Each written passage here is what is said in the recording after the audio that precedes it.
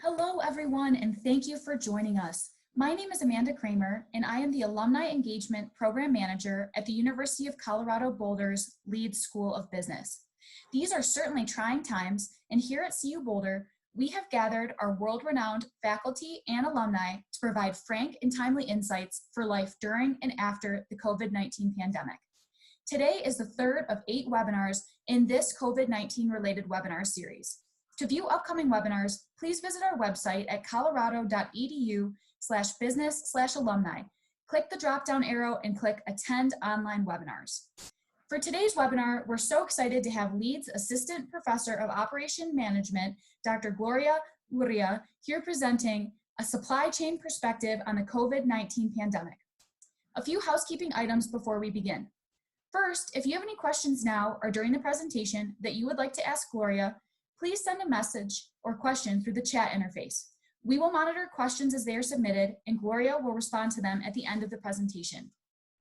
As a reminder, for optimum audio quality, we do have everyone on mute except for myself and our speaker. If you experience any technical difficulties during the webinar, please notify us through the chat interface, and one of our support specialists will touch base. Lastly, a link to access the webinar recording will be sent to all registrants tomorrow, along with a survey link and supplemental resources from today's presentation.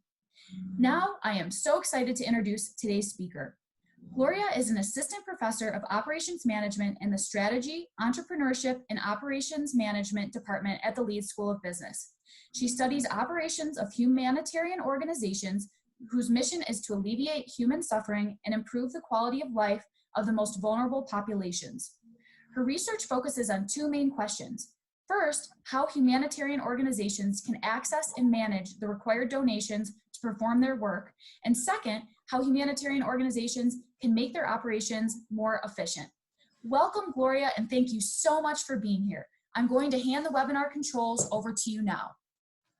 So hello, everyone, and thank you for the invitation to participate in this webinar. The goal of this talk today is to understand some of the current events under the lenses of supply chain management.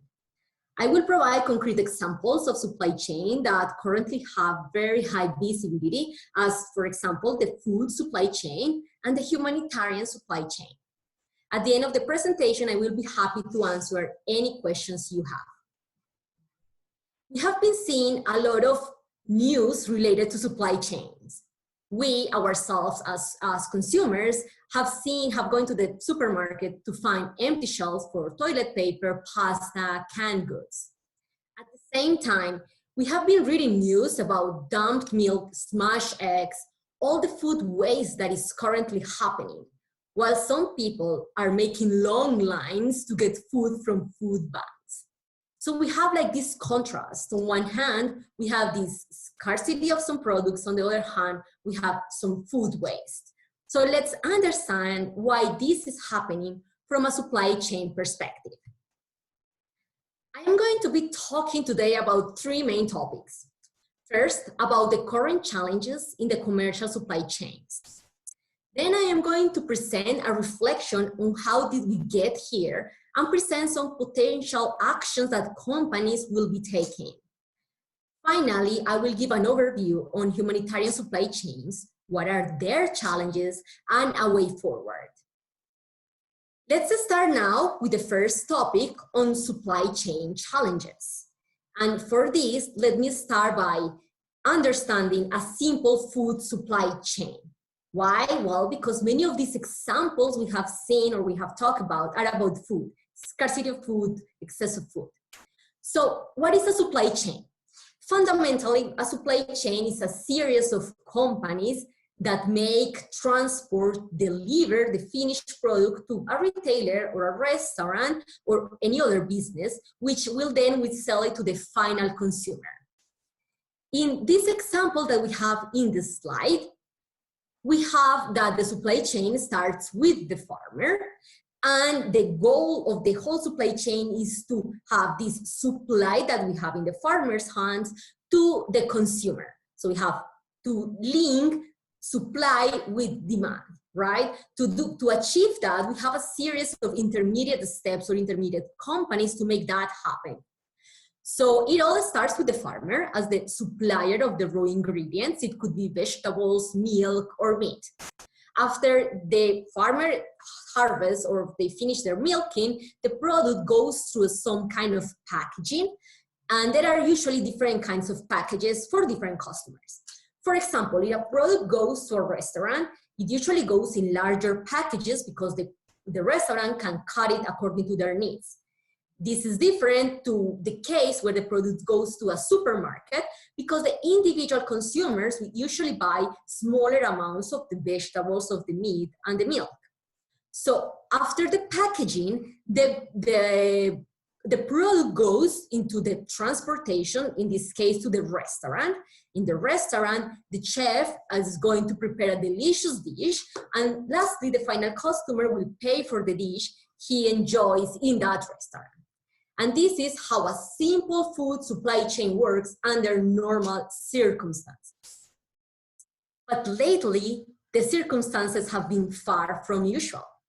With the COVID-19 pandemic, we have been asked to stay at home, and restaurants, together with other businesses, have been asked to close.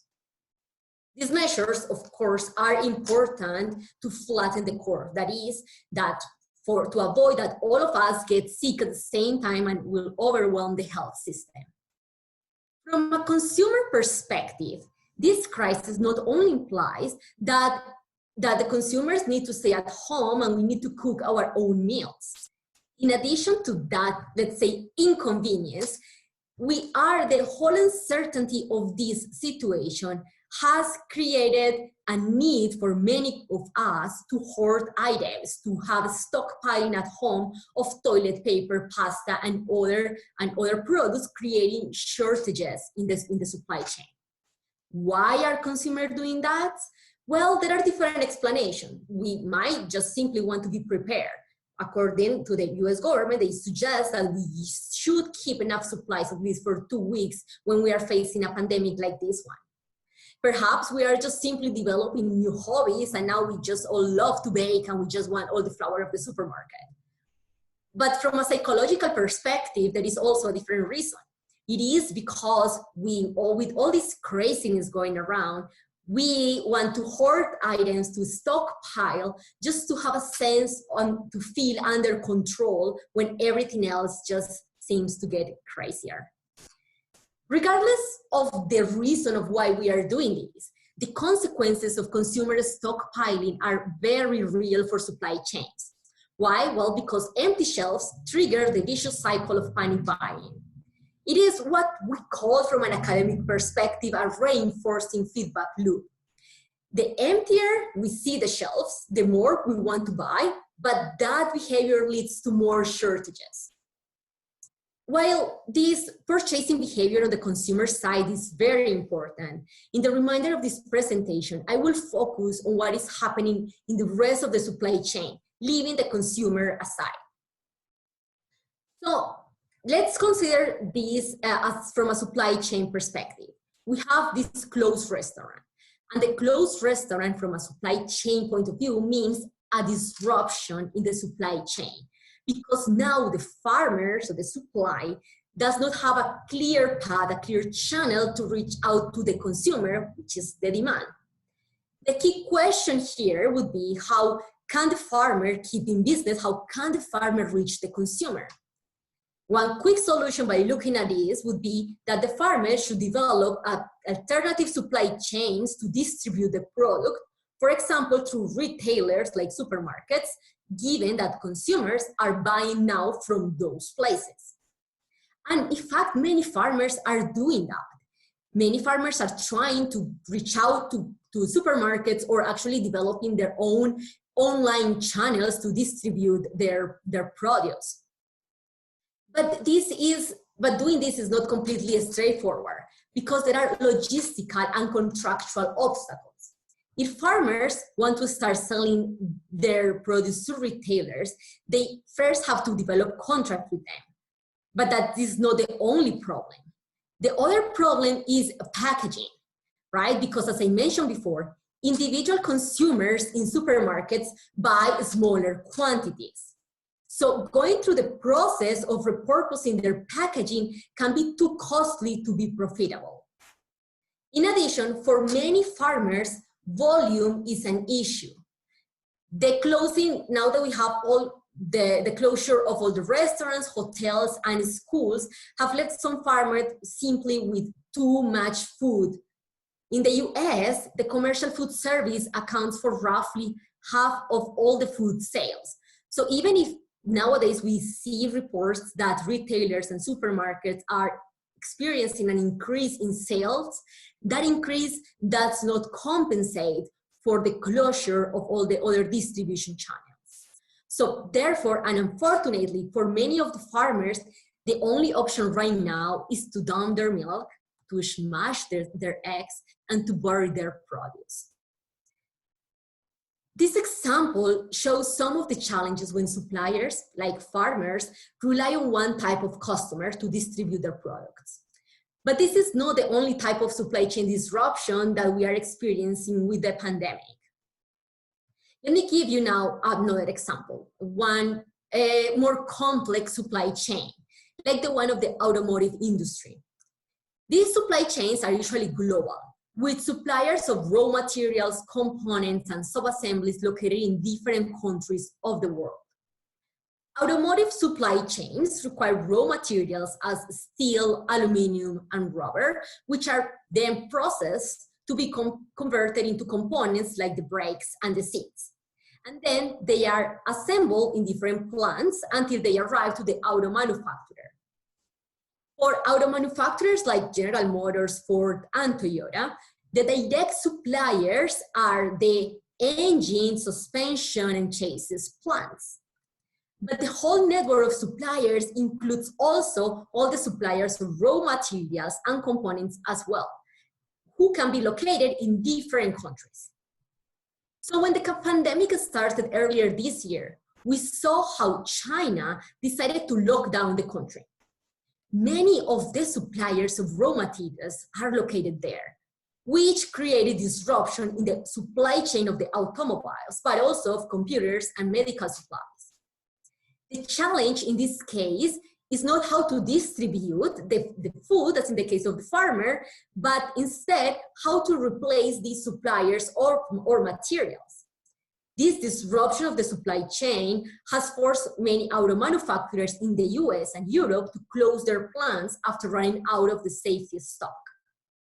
The disruption eventually can cause supply shortages, and from a customer perspective, they may increase also prices. Now that we have a good understanding on what is currently happening in terms of supply chain management, let us look at what brought us here.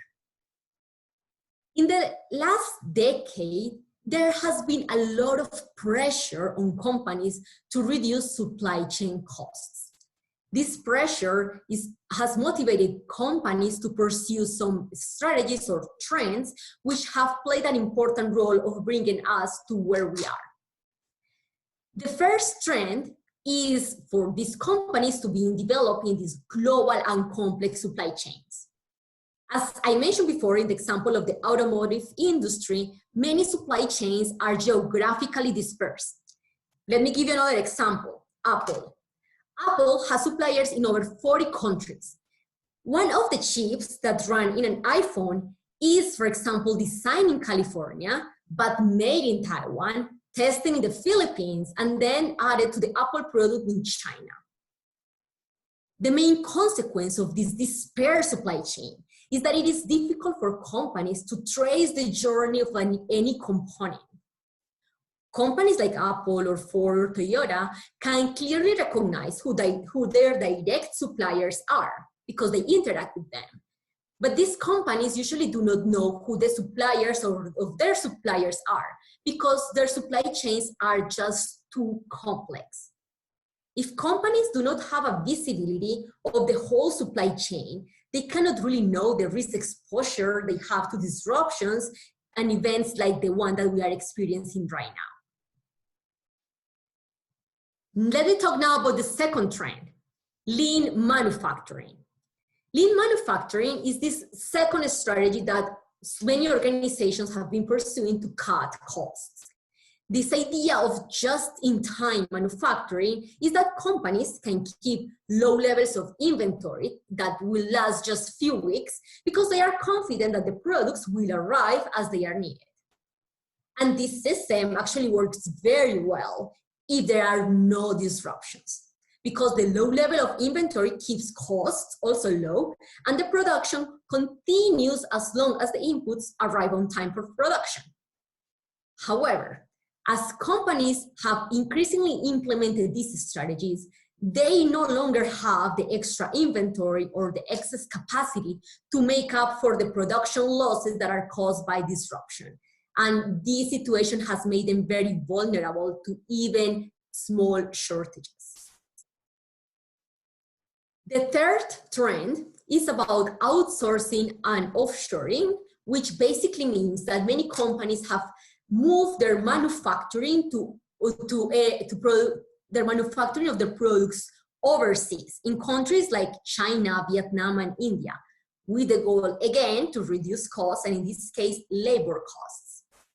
The problem by doing this is that many of these companies increase their dependence on only one country like China or one region of the world like Asia. As a result, disruptions in a single country become even more severe in these situations than the one that we are living with the COVID-19. For example, in January, well before the US and countries in Europe had their own coronavirus outbreaks, companies and retailers were already anticipating some supply chain problems after China's economy went into lockdown. So after understanding what brought us here, we can consider now the steps companies can and are actually taking to overcome this situation. Right now, as we are speaking, companies are just trying to figure out whether they will continue in business at all and trying to find ways through these challenges, like developing new distribution channels, as in the case of the farmer, or developing new local suppliers, as in the case of the automotive industry. In the short and long term, I think that these are some of the actions that companies will be taking to strengthen their supply chains and avoid disruptions. The first one is related to the problem, to reduce the problem of having a very dispersed supply chain. In this case, companies should increase the visibility of their supply chains.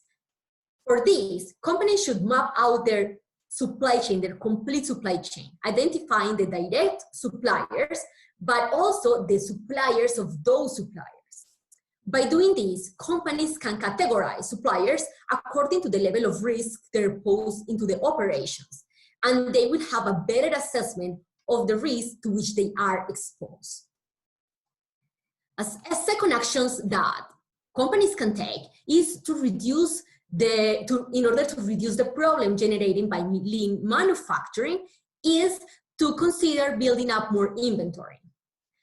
I think companies will certainly reevaluate their lean models because they have seen the consequences of lean manufacturing where there are supply chain disruptions. This is not a trivial decision though. The key question here is going to be how much to increase the inventory, because higher inventory levels also increases cost and tie up capital. Third, in the long run, companies will consider restructuring their supply chains to make them less dependent on only one location like China. Some of these companies will be developing alternative suppliers in other geographical locations to diversify the risk, and many others will likely move operations closer to the market demand. For example, in the case of the US apparel companies, they might be moving their manufacturing from Vietnam or China to Mexico, for example. In this case, companies should find the right balance between the local suppliers who are less risky but more costly and the global suppliers who are less costly but more risky. Let me start now let me now start the final part of the webinar, in which I would like to talk about something that is very close to me because this is my area of research, humanitarian operations. I am going to give you an overview of what humanitarian supply chains are and how they are being affected by the COVID-19 pandemic. Similar as I did with the commercial supply chain, let me start with an example of the supply chain of a food bank to understand some of the challenges that humanitarian organizations are currently facing with the pandemic. Again, the idea is we have some supply and some demand. In here, we have some food as a supply, and we wanted to deliver that supply to the demand, in this case, beneficiaries. So we can consider here farmers as one of the main donors of the food banks, providing perishable foods. A second type of donors that help food banks greatly are volunteers who donate their time to pack the food to be distributed then to the beneficiaries. Currently, as we just talked, many of the farmers are willing to donate their produce to food banks, which is good news in terms of supply.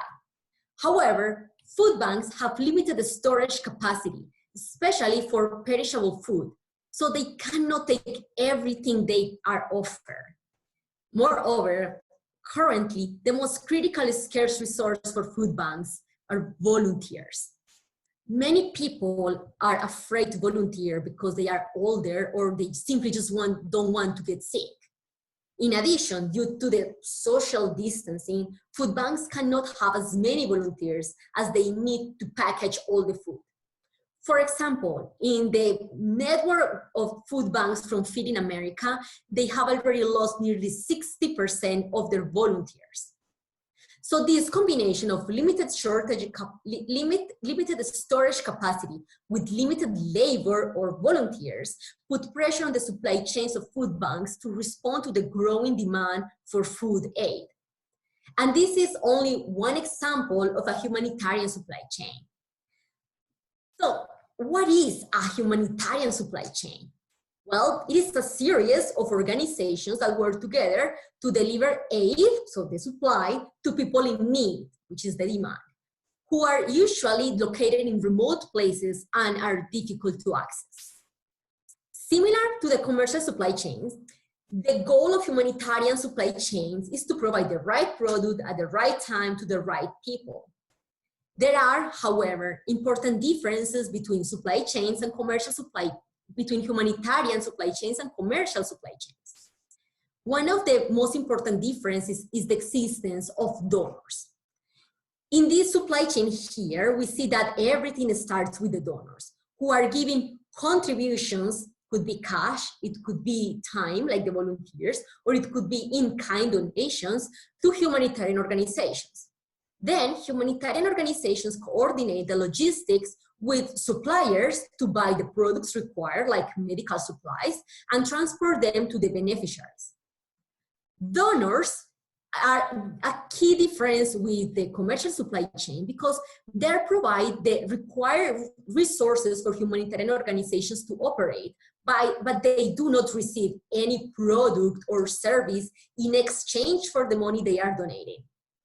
To have a sense of where the donations come from, worldwide, about 75% of all the funding for humanitarian crises come from institutional donors like governments and European institutions. So as the current pandemic spreads to the world, there are three main concerns that can affect multiple instances of the supply chain, of the humanitarian supply chain. The first one, or the first concern, is about a reduction in the available funding for humanitarian operations. As I said, about 75% of all funding for humanitarian crises comes from developed countries. As we all know, the pandemic has affected in a very significant way the economic situation of the developed regions in the world, like Europe and North America. Many of these countries are taking costly measures to protect their own people and economy, and these expenses will likely reduce donations for humanitarian work. Second concern is product scarcity. Given the magnitude of the current pandemic, all of the countries of the world are needing the same products at the same time, like masks and tests. This is also affecting the work of humanitarian organizations. For example, at the beginning of April, UNICEF was trying to buy 240 million masks to help around 100 countries. Until April 9th, UNICEF had managed to source only around 28 million out of those 240. Why? Well, there is currently a lot of competition, and companies are selling to the highest bidder, which leaves poor countries at a disadvantage. The third concern now is an increase in demand for essential products and services. We are seeing that now with the increase in demand for food banks. But as other governments lock down their countries around the world, the need for food is going to become a global concern. The World Food Programme has recently estimated that around 265 million people could be facing acute hunger by the end of this year. 265 million. This is 130 million more than expected before the pandemic. In addition, for the poorest regions, there is also going to be an increase in demand for health services. The poorest regions of the world are the least prepared to face the coronavirus, both because their living conditions affect the immune system of the population and because these regions have health systems that are usually underfunded and have fewer resources, like intensive care units and ventilators, which are critical to help people when they are suffering the coronavirus. So with these concerns in mind, what can humanitarian organizations do? So first, looking at the threat of the reduced funding, humanitarian organizations should develop alternative funding strategies, reaching more to individual donors like us and the private sector to reduce their dependence on the governments. The use of technologies such as crowdfunding platforms can help humanitarian organizations reach out to more donors who can help. In addition, humanitarian organizations should focus on fundraising non-earmarked funding so that they can redirect funds to their different missions and countries. So there is this difference between earmarked and non-earmarked funding. Earmarked funding refers to those funds that we donors donate to a specific project or mission.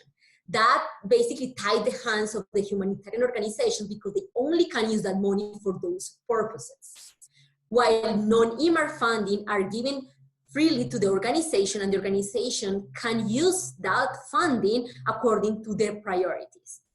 So to reach the goal of increasing these non-earmarked donations, organizations should also educate donors about the operational inefficiencies that earmarked funds create and the importance for them to receive non-earmarked donations and use them according to the priorities of their beneficiaries.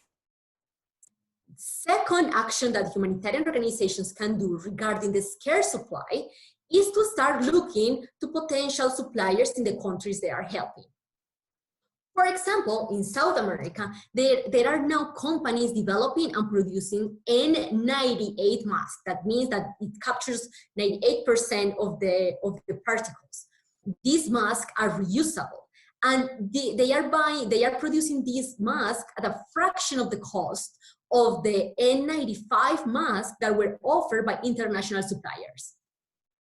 A second action humanitarian organizations can take to improve the supply of required products is to increase the coordination and collaboration with other organizations. In general, collaboration in the humanitarian sector is often difficult because we have all of these organizations that are competing for scarce funding. However, collaboration right now becomes critical to avoid the duplication of efforts and inefficiencies and to improve the use of the available resources that everyone has. A third action that humanitarian organizations can take to improve supply and at the same time satisfy some of the increase in demand is to rely on partners. It is important for humanitarian organizations to recognize that they might not be able to satisfy all of the demand with their own supply chains. Similar to the example of the food bank, the organizational capacity in logistics or resources might simply not be enough to respond. In these cases, organizations should look for other actors in the humanitarian system. The humanitarian system is a very complex one. There are different actors like the military, like the local governments, local NGOs, international NGOs.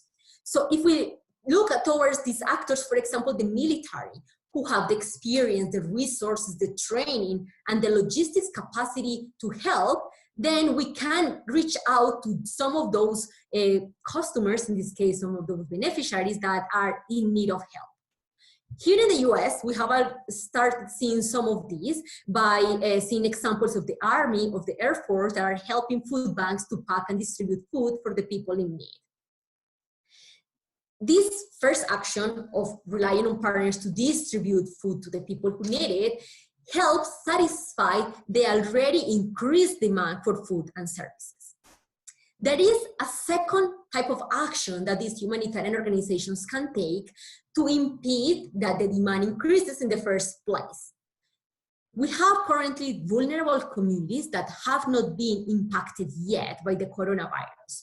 And humanitarian organizations could focus on preparedness in these communities to improve their living conditions and education to reduce the potential impact of the coronavirus. For example, humanitarian organizations could distribute food and clean water to strengthen the immune system of the people in these communities, and they can provide education on the best hygiene practices to reduce the spread of the virus. So, in conclusion, the events that we are all experiencing are challenging, not only for us as consumers, but also for companies who are seeing their supply chains disrupted. Having a better understanding on what is happening and why it's happening allow us to reflect more on how we have been conducting operations and what we can change. I would like, however, to highlight that the current situation is unprecedented. While supply chains have been disrupted in the past, we have not experienced anything of this magnitude, and even companies with the best contingency plans are affected now. The current situation of the pandemic is creating a lot of challenges for both the private and the humanitarian sectors. We can see this now as an opportunity to reevaluate what we are doing and find creative ways, not only to keep our business running, but also help the most vulnerable communities worldwide. So thank you all very much for your attention and interest. I hope you have enjoyed this webinar as much as I have. I open to any questions you have now. Thank you so much, Gloria, for this timely information. I know that we're all finding it very helpful. As a reminder, please submit any questions through the Q&A or chat features, and we will be sure to ask Gloria. We'll start here with Kathleen. She said, could you share more about how changes to the supply chain affect the average person? Sure. So I think that I see two main impacts on the average consumer of the current, from the current crisis and the current disruptions in the supply chain. The first impact would be certainly a reduction of product variety. So it's not about scarcity itself. It's just less available variety of the products that we are used to. So as we continue to keep this social distancing, chicken processors, for example, may not have all the people to cut the chicken, all the different pieces. So we might need, for example, to buy a whole chicken instead of buying only chicken breasts. But we would still have the chicken, right? So it's more like an inconvenience than a major problem or a major supply problem. The second impact that I see coming is a potential increase in prices. This is due to the limited supply, but also because the cost of some of these companies is going to be increasing over time. So if we think back about some of the implication of these companies trying to relocate their suppliers from overseas to here to the US, we can realize that many of these companies are going to have higher costs, labor costs, and overhead costs, because this was precisely why they moved to their overseas manufacturing. So the increasing cost of companies would likely also reflect in increased prices for the consumers. Great. That absolutely makes sense. And, you know, speaking of scarcity, Chris was wondering, could you share your perspective on why toilet paper is in short supply? We're getting this question from a couple of people. So it is, okay, so when we think I can answer that from two ways. One specifically to toilet paper and another one in general shortages, right? So for toilet paper, the problem is that it was very quick, the movement from everyone going to businesses and to work to everyone staying at home. So one side of the toilet paper is what I explained before about the consumers that we want to stockpile to feel under control and buying more than we can sometimes even storage at home, right? But from a supply chain perspective, again, we have all of these companies that were producing both toilet paper for houses, but also at the same time for the companies, and these are, they come in different packages, as I mentioned before. So there is currently a lot of stock of toilet paper, which is just packaged for airports and for universities in larger amounts that they cannot easily repack and repurpose for selling for homes. So this, at the level of supply chain and production and capacity, this is what is going on. And if we all as customers are buying large amounts, that is a peak in demand that they were not prepared to supply. So that is like an overview of what are the different issues that are happening right now that lead to this shortage in toilet paper. Great, that's very helpful. Thank you for that. Next, we have a question from Claudia. How can companies with international suppliers change rapidly to national ones? And how can they understand the suppliers of their suppliers?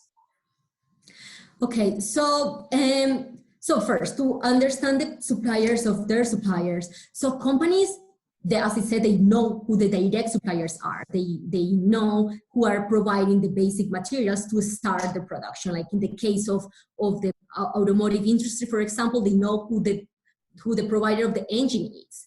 So companies should be in touch of going and reach out to those direct suppliers to understand who their suppliers are and start building up that map of the whole supply chain to understand where those other suppliers are located and what kind of risk can pose to their supply chains. So for the other question about how to move quickly from overseas to local, that is a very good question, and we are all figuring out that. Companies are trying to look for the new suppliers that are local and can produce those. Researchers are also like looking into new ways on how we can help from the academic perspective to make this happen sooner. But it's not easy, and it's not going to happen very quickly. So it is just a process that companies are starting now, and we are after understanding all of the challenges of the supply chain disruptions. Great, thank you. And we're getting a lot of questions about the medical industry, hospitals, life-saving products. Are you able to speak to the supply chain within the medical industry? And if not, could you direct us on where to find more information? Of course. So I'm not an expert in health supply chain. So that is a whole field by itself. From a general supply perspective, there are many things that are going on, and I have roughly touched a little bit on that in the presentation. So one of the challenges right now is the high competition for those scarce resources. So like we have tests and we have masks, and so all of the countries in the world, all of the states in the US, they all want the same supply, the same materials, which are very important to protect our doctors and all the medical personnel. But this competition is increasing prices as well. So what many governments are doing right now around the world is trying to develop their own suppliers of ventilators, of masks, of tests. There is, however, a big bottleneck right now, for example, with tests, which are because the chemicals that are used to run the test are in shortage right now. So even if we are trying to improve our capacity, local capacity, to provide these medical supplies, globally, there are going to be some bottlenecks because we have simply not expected this situation. Okay, great. Thank you for that. Next, we have a question from Chris. How do we build better supply chains that are more humane as we move forward? That is a very good question. So I think that it is all about thinking not only about our customers, so like from a company perspective, it's not only how we are going to satisfy like the need of my direct customer, but how else I can do, what else can I do to at the same time have a positive impact on people in need. So I have seen recently many companies in the private sector doing donations and trying to take out also these actions to distribute food for the more vulnerable communities, for example. When we think, let me think for a second on something.